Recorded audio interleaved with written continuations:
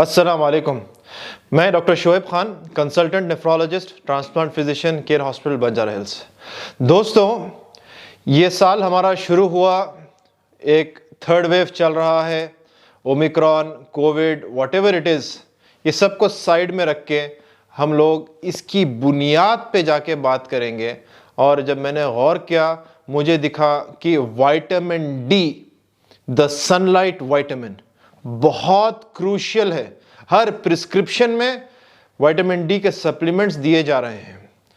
फिर मैंने गौर किया कि सप्लीमेंट्स देने की ज़रूरत ही क्या है। विटामिन डी बहुत डेफिशिएंट है हमारे पॉपुलेशन में। तकरीबन 80 to 90% of Indians vitamin D deficient है। इसका रीज़न क्या है?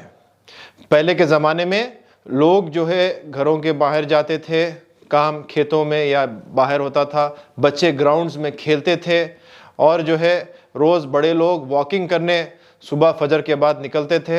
रफ्ता रफ्ता चलते ज़माने के साथ जो है लोग घरों में हुए, आउटडोर गेम्स इंडोर गेम्स में तब्दील हुए, ऑफिसेस बंद होने लगे, घर में जिसमें आंगन होता था वो फ्लैट्स में तब्दील होने लगे, और सनलाइट का एक्सपोजर बहुत कम हो गया।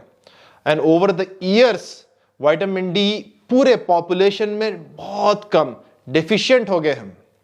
इसी वजह से कई सारे प्रॉब्लम्स हो रहे हैं। विटामिन डी की डेफिशिएंसी से नंबर 1, आपकी बोन हेल्थ खराब हो जाती, कैल्शियम की कमी हो जाती, फ्रैक्चर्स आसानी से हो जाते। नंबर 2, आपकी कार्डियक हेल्थ भी अफेक्ट हो सकती। नंबर 3, आपकी किडनी का भी हेल्थ इफेक्ट हो सकती है विटामिन डी डिफिशियंसी से। विटामिन डी डिफिशियंसी से आपके बालों का टेक्सचर ब्रिटल हो सकता, आपके नेल्स बैड हो सकते, और मोस्ट इंपॉर्टेंट, आप ओबीस हो जाते, आप मोटे होने लगते विटामिन डी की डिफिशियंसी से, क्योंकि आपका मेटाबॉलिज्म स्लो हो जाता। हाइपोथायरॉयडिज्म का कॉमन होना ये विटामिन डी की डिफिशियंसी के साथ बहुत देखा जाता है।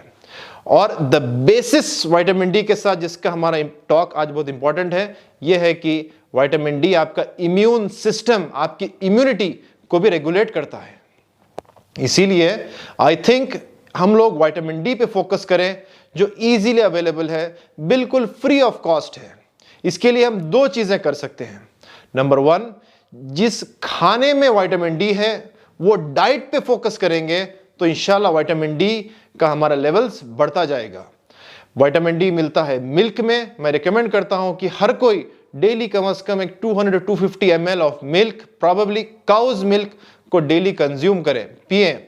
और नंबर 2, जो खाने में है वो एग्स है। अगर यंग है, 40 इयर्स के बिलो है, तो अंडे का जो जर्दी है उसको भी साथ खा लें। और नंबर 3, फिश। हफ्ते में 1 बार तो फिश खा लेंगे, इंशाल्लाह विटामिन डी का कंटेंट हमारे बॉडी में बढ़ता जाएगा। और जो बहुत फ्री है, बहुत आसानी से अवेलेबल है, वो है कि आपकी डेली वॉकिंग। अगर आप फजर के बाद उठ के वॉकिंग करेंगे, एटलीस्ट 20-30 मिनट्स आपकी वॉकिंग हो जाएगी, आपको सनलाइट मिल जाएगी, सन बाथ हो जाएगा आपका, और आपका विटामिन डी भी बढ़ेगा, आपकी इम्यूनिटी, आपका ब्लड का सर्कुलेशन बॉडी में इंक्रीज होगा। आपको कई सारे फायदे हैं इसके साथ। मैं रिकमेंड करता हूं कि हर कोई डेली विटामिन डी को इंक्रीज करने की नेचुरली कोशिश करें, रादर दैन टेकिंग सप्लीमेंट्स। ये सप्लीमेंट्स लेने से होता क्या, हम लोग लिखते हैं हफ्ते में 1 बार गोली, 4 हफ्ते तक, 6 हफ्ते तक, 8 हफ्ते तक। पेशेंट्स बाज लेते जा रहे हैं 3-3 महीने, 4-4 महीने, 1-1 साल।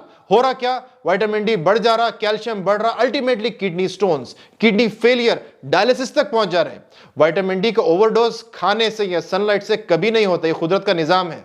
तो सप्लीमेंट्स को अवॉइड करें, नेचुरली चीज को लेने की कोशिश करें। विटामिन डी बराबर होने से आपको कई सारे फायदे होंगे, जिसमें से एक है कि आपकी बोन हेल्थ इंप्रूव होगी। चलते फिरते जरा मार लगा, फ्रैक्चर हो जा रहा, ये सब things will be of the past. ऐसे जो इन्फेक्शंस चल रहे हैं मार्केट में आज, ये वायरस वो वायरस, आने वाले कई सारे वायरसेस रहने दो, विटामिन डी आपका बराबर रहेगा, इजीली आप उससे फाइट कर पाएंगे। हार्ट अटैक्स के चांसेस कम हो जाएंगे, फालिज के अटैक का चांस कम हो जाएगा, और आपकी किडनी की हेल्थ बहुत सारी तरीके से इंप्रूव हो जाएगी।